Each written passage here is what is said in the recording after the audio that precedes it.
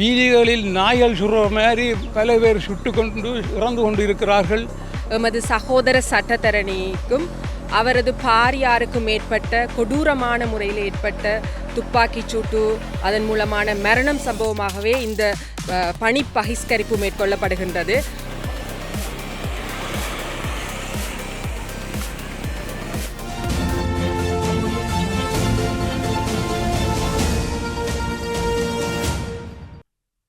வணக்கம். மற்றொரு செய்தியினூடாக இணைந்திருக்கின்றோம்.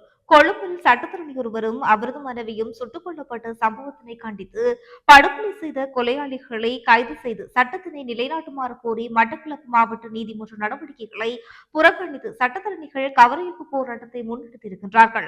மட்டக்களப்பு மாவட்ட சட்டத்தரணிகள் இன்றைய தினம் நீதிமன்ற கடமையிலிருந்து விலகி இன்றைய தினம் இந்த போராட்டத்தினை முன்னெடுத்தும் இருக்கின்றார்கள். சட்டத்தரணிகள் உட்பட பொதுமக்களுக்கும் பாதுகாப்பற்ற நிலை உருவாகும் எனவும் இந்த சூழ்நிலைகள் காரணமாக துப்பாக்கிதாரிகள் கைது செய்யப்பட்டு நீதிமன்றத்தில் நீதியை நிலைநாட்ட வேண்டும் என்று இவர்கள் கோரிக்கை விடுத்தும் இருக்கின்றார்கள்.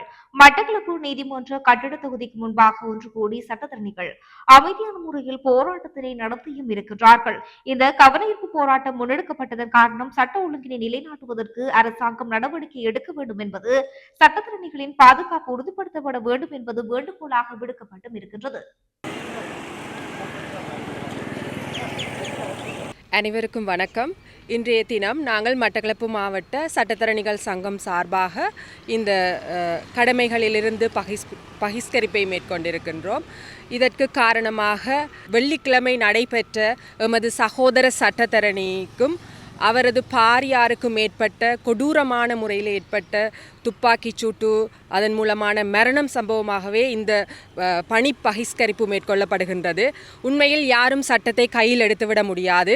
அவ்வாறு யாராவது சட்டத்தை கையில் எடுக்கின்ற சந்தர்ப்பத்தில் சட்டத்துறையை வழிநடத்துகின்ற ஒரு அங்கத்தவர்களாக இருக்கின்ற நாங்கள் அதை பார்த்தும் கண்டும் காணாமலும் இருந்துவிட முடியாது. அந்த அடிப்படையிலே இவ்வாறான ஒரு நீதியை கையில் சட்டத்தை கையில் எடுத்த நபர்களுக்கு உடனடியாக காலம் தாழ்த்தாது தீர்வு எடுக்க வேண்டும் என்பதற்கான ஒரு ஒத்துழைப்பை இலங்கையினுடைய சட்டத்தரணிகள் என்ற அடிப்படையில் நாங்கள் முழு நாடுமே இன்று இந்த எங்களது சட்ட நடவடிக்கையிலிருந்து ஒதுங்கி இருக்கின்றோம்.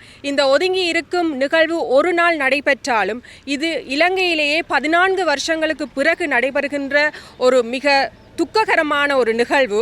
இந்த நிகழ்வு சட்டத்தரணியே நீதிமன்றத்தில் சம்பந்தப்பட்டிருப்பவராக இருந்தாலும் வழக்குகளில் அவரது பாரியாரும் கூட இதில் மரணித்திருக்கின்றார்.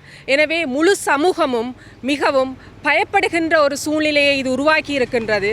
நீதித்துறை, சட்டத்துறை மற்றும் சமூகம் என்பனவை நாட்டில் பாதுகாப்பாக இருக்க வேண்டும் என்பதை உறுதிப்படுத்துவதற்காக நாங்கள் சட்டத்தரணிகளாக இந்த நாட்டில் இருக்கின்றோம். அந்த அடிப்படையில் இந்த நிகழ்வை வன்மையாக கண்டிக்கின்றோம். மட்டக்களப்பு மாவட்ட சட்டத்தரணிகள் சார்பாக நாங்கள் விடுகின்ற கோரிக்கை என்னவென்றில் இந்த குற்றச்செயலை, இந்த மிக பாரதூரமான தீவிரவாத செயலை செய்த இந்த நபர்கள் உடனடியாக சட்டத்தின் முன் எந்த பாரபட்சமின்றியும் கொண்டு வரப்பட வேண்டும். அதுவரை சட்டத்தரணிகள் சங்கமாகவும் மட்டக்களப்பு மாவட்ட சட்டத்தரணிகள் சங்கமாகவும் நாங்கள் அனைவரும் ஒரே நிலைப்பாட்டில் இருப்போம் என்று தெரிவித்துக் கொள்கின்றோம். நன்றி. மட்டக்களப்பு சட்டத்தரணிகள் சங்கத்தைச் சேர்ந்த அங்கத்தவர்கள் அனைவரும் இன்று நீதிமன்ற நடவடிக்கைகளில் இருந்து விலகி இருந்து இன்று இந்த ஒரு கவன ஈர்ப்பு போராட்டத்தை நாங்கள் இன்று செய்கின்றோம். ஏனெனில் இதுவரை வீதிகளில் நாய்கள் சுடுற மாதிரி பல பேர் சுட்டு கொண்டு இறந்து கொண்டு இருக்கிறார்கள். இதுக்கு எந்த விதமான இதுவரையும் யார் எவர் செய்தார்கள் என்பதற்கான இந்த முடிவும் இல்லாதிருக்கின்ற நிலையில், அதே வேளையில்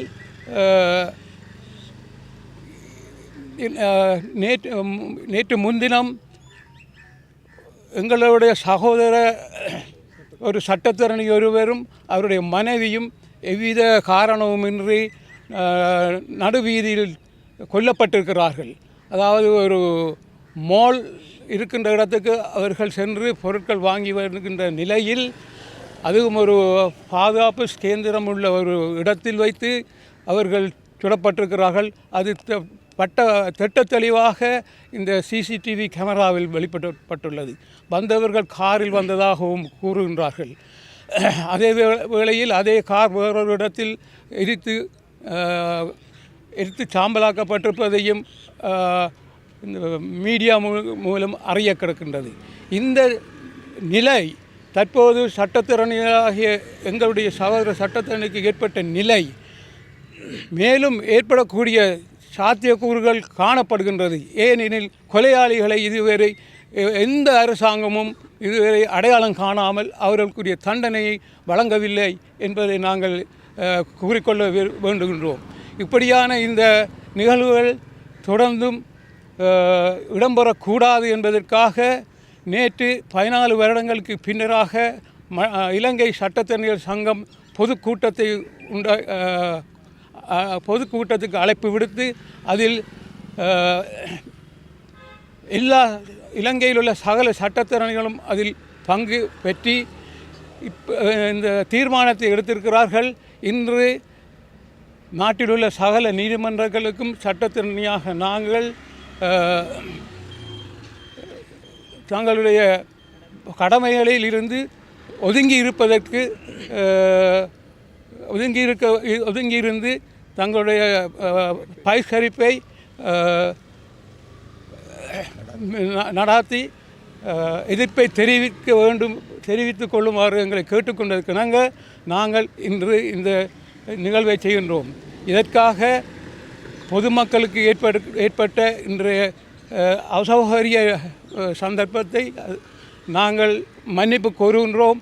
இது எங்களுக்கு மட்டுமில்லை, பொதுமக்களாகிய உங்களுக்கும் இது பாதுகாப்பு தொடர்பில் ஒரு முக்கியமான விடயம் என்பதையும் நாங்கள் பொறுப்பு கூற வேண்டிய அதிகாரிகளுக்கு, பொறுப்பு கூறிய தலைவர்களுக்கு நாங்கள் சுட்டிக்காட்ட விரும்ப வேண்டும் என்பதற்காகவே நாங்கள் இந்த பகிஷ்கரிப்பை செய்கின்றோம் என்று கூறி வணக்கம் விடைகின்றேன். எங்கள் சகோதர சட்டத்தனி புக்திய ஆராய்ச்சியாக சுடுபட்டு படுகொலை செய்ததை தொடர்ந்து எங்கள் தாய் சட்டத்தரணிகள் சங்கம் எடுத்த முடிவுக்கு அமைவாக நாங்கள் அதை கண்டிக்கும் முகமாக இன்றைக்கு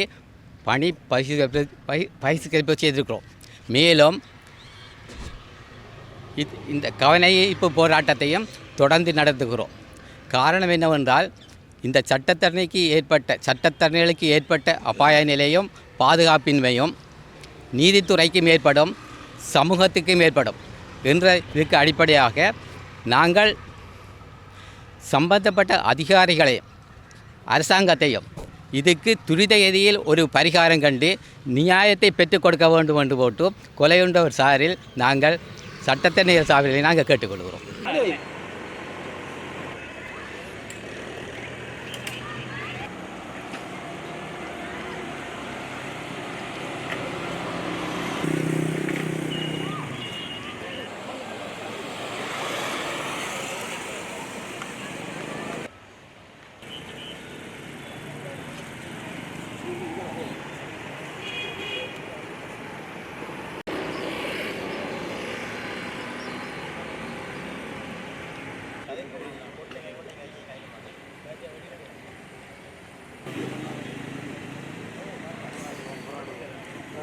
Honorable